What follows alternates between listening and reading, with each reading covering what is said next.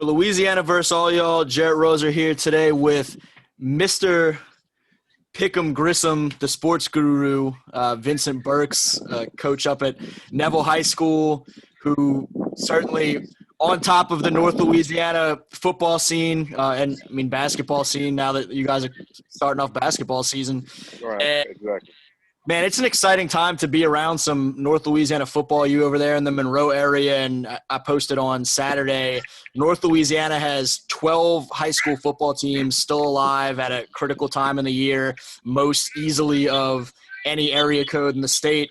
And you're over there at Neville practice right now as they get ready for a semifinal this week against Karen Crow.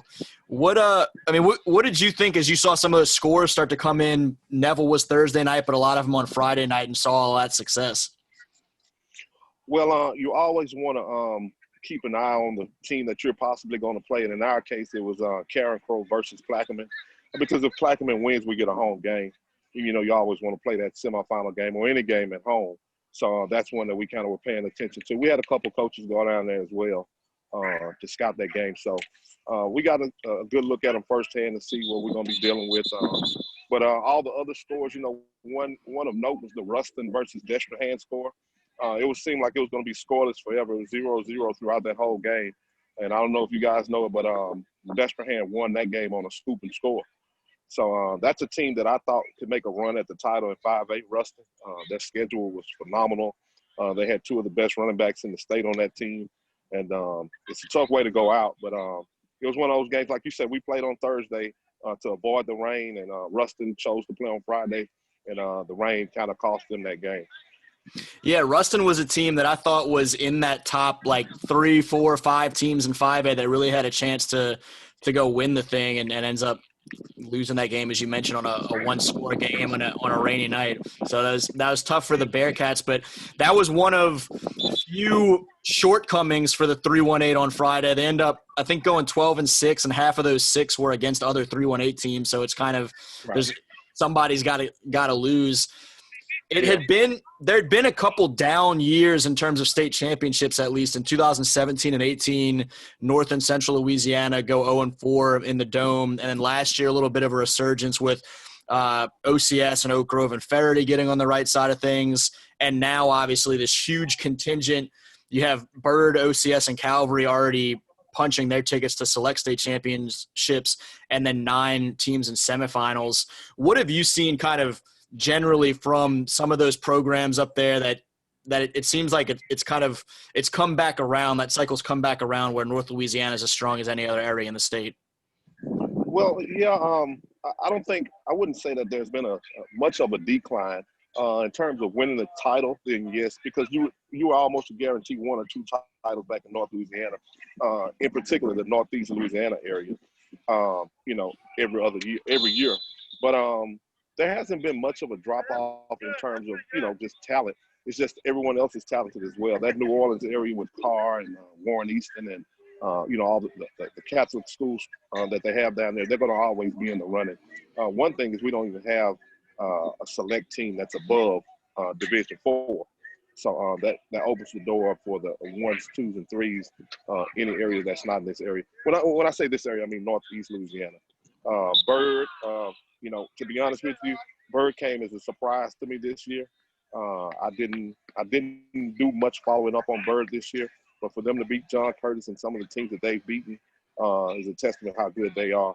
And let me go back a step. I don't want to discredit any of those teams down south by saying that Ruston lost because of the rain, because Destrehan is a pretty good team. I just thought that Ruston was going to be good enough to overcome that at a 12 seed, and they weren't able to. But I didn't want to make anybody mad down there in the south.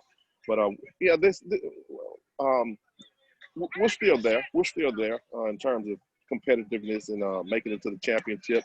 We're going to also have one guaranteed championship in the 1A because Homer plays Oak Grove. So that's 2 3-1-8 teams playing again. So somebody's going to be guaranteed a title game appearance in that one as well.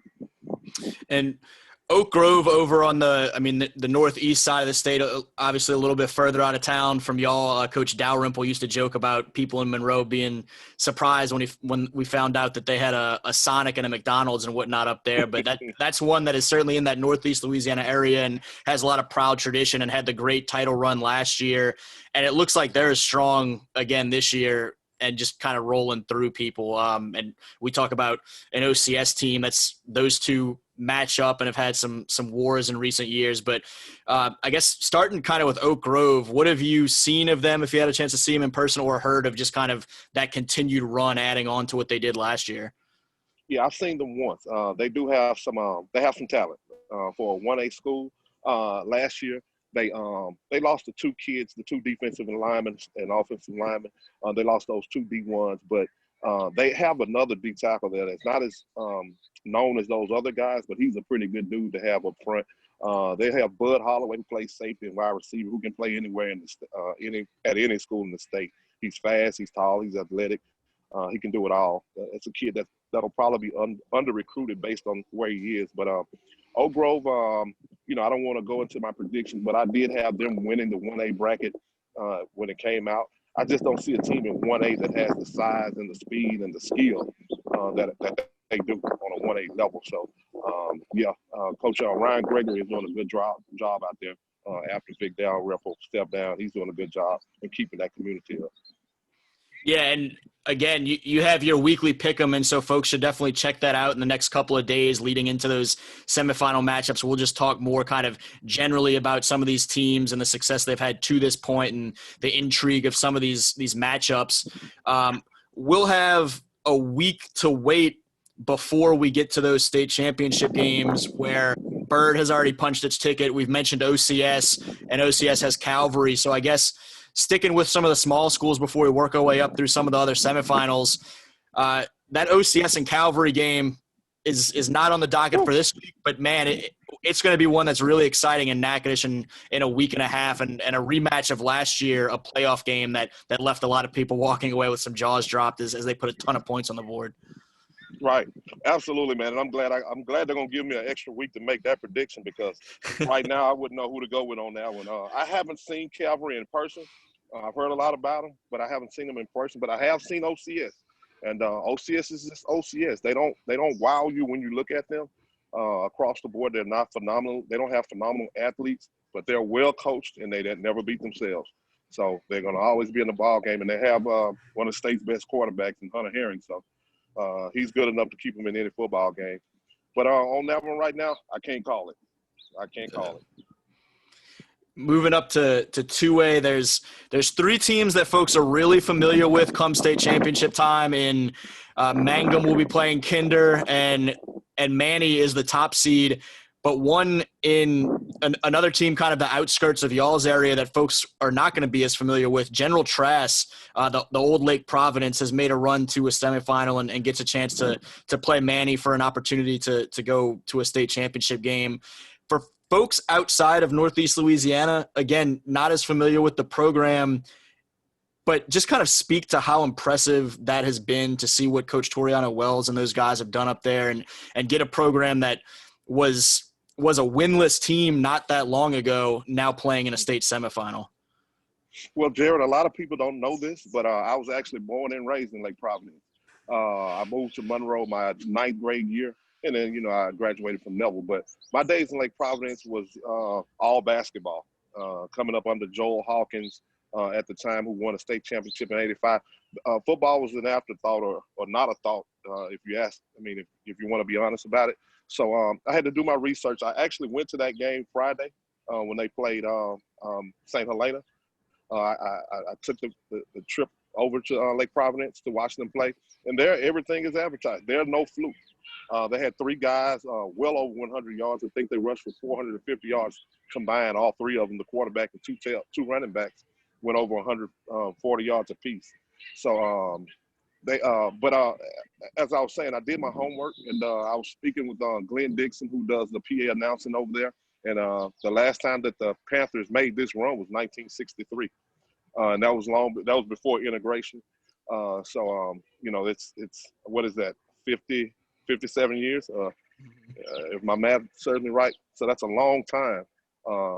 And Toriano Wells has rejuvenated that community. And you can tell they have about 40 players, which is good for a 2A team in Lake Providence. And they're big up front. They play solid defensively, but offensively, they're going to ground and pound you with those three runners. And they do it well. He's doing a great job. Up in Class 3A, another guy that I think his name has started to get out, but I think for South Louisiana folks, he still remains sort of a surprisingly still kept secret up there in Farmerville. Trey Holly is running like no one else in the state right now, and the Farmers are back in a state semifinal for the first time in I think a couple years. What have you seen from Coach Spat and those guys out in Union Parish, and particularly Trey Holly, who just seems like he's a threat to score anytime he touches the ball? Oh my God! And in my preseason rankings, I had Trey as number 6, and I think he took that as a slight, and he's taking it out on everybody. I didn't want to put. I knew that he was talented, but I put him as number 6 because he was just a sophomore. You know, I didn't think he was going to do what I'm seeing. But I've watched him about 3 times, and they're going to go Trey Holly right, Trey Holly left, Trey Holly up the middle. He can tote it 30 times if he has to. And he does it. He never loses yardage. So I can see why he has huge numbers because he never goes backwards. He's not real tall, but he's built real strong. And he just goes forward on every play. And then when he goes forward, I mean, he goes forward a long way. So if anybody doesn't know who Trey Holly is, you'll know about him in 4 years because I guarantee you he's probably going to break the state rushing title if he keeps going on with the way he's running right now. Yeah, his pace is incredible, and he's up there at almost 2,500 yards just on the ground, not including any receiving or return yards, almost 2,500 in this weird shortened season already. And so he may end up hitting 3,000 in the COVID 2020 year, which is just incredible. Right. And one other thing about Trey, he's the most humble, modest kid that you've ever met. Like, he is a great kid. You know, that's what makes him even better. We mentioned you're out there as the Neville Tigers get ready for that semifinal against Karen Crow. It's Coach Tannehill's first year at the helm with Mickey McCarty moving up to principal, but obviously Jeff knows that program and the significance of these type of games as well as anybody, even though it's his first year as the head coach. What have you seen from him to just kind of carry that same Neville Tigers tradition and be in this same situation that you guys are used to being in this time every year? Well, it's pretty easy because Coach Tannehill graduated from Neville as well, and it's just a Neville way. He's a Neville guy. Neville Nation, if you will, is the motto that we like to use. It's just one family. He knows how to communicate with all the kids, and he just knows the way to do it. He carries himself well. The kids believe in what he's saying. He's a good motivator, and he knows how to use the weapons that he has. Coming in behind Coach McCarty is some huge shoes to fill, but a lot of people may not know this. He actually took St. Frederick's to the state championship game when he left us the first time to get that head coaching job at St. Frederick's. So he knows what he's doing. He's been there before. He's taken that program at St. Frederick's to those heights, and we trusted him over here to do the same and keep the train going. In 5A, we talked a little bit about Ruston falling short, but on the bottom half of that bracket, West Monroe advances, and Alexandria, in one of the surprises of last week, comes down to Baton Rouge area, beat Zachary, gets to its first state semifinal as a 5A team. They hadn't been since they were back in 4A, and now those two district rivals end up matched up on the bottom half of the bracket, playing for an opportunity to reach a state championship. What are your thoughts on that one? Obviously, you'd be super familiar with the West Monroe program and everything they mean in the Monroe area, but Ash now kind of reaching new heights in its own right and waiting there for the Rebels to come down to Senla on Friday. All right. Big ups to Thomas Bachman. He's done a great job down there revitalizing that program. Even with last year, he lost, I think, 2 or 3 guys to Division I major universities, and Bud Clark and the kid that's playing D-line at LSU now. So to lose those guys and to return to the semifinal with one game in between them and a title game appearance, big respect to him for doing that. As for West Monroe, honestly, coming into the season, I did not think West Monroe would be at this point. It was they didn't have a strong offensive line. Hang on there. around defensively and offensively to kind of keep it going. Garrett Common leaving, and he got hurt last year, and now he's at ULM. And they brought Lane Little in to play quarterback. They have Jerome Williams, which is a very good tailback. He's been good for the last 2 years, so he's good enough to carry the load. I just didn't think that they were going to be good enough to make it to this point, but it's West Monroe. Once again, I was wrong on that. Never underestimate teams like West Monroe, OCS, Neville, those guys that's perennially there, and they're doing it. Now, that's going to be a good game. They beat Alexandria the first time they played, I think maybe by 10 points or a touchdown or less, somewhere in that. It was a close game, but I think that Thomas Bachman will be ready for him. That's going to be a four-quarter game. Like I said, I can't give you my predictions just yet, but that's going to be a four-quarter game. That's going to come down to the score. Talk some more about the Pickem that you have started doing the last few years, really, and you've really kind of built out now on Facebook and have a good following. But I mentioned at the beginning, Mr. Pickem Grissom, the sports guru. Just talk about where that kind of started and what you're trying to do with it. Honestly, it just started off as just me doing what I wanted, what I like to do, and that's sports. Just talk sports. That's the first thing.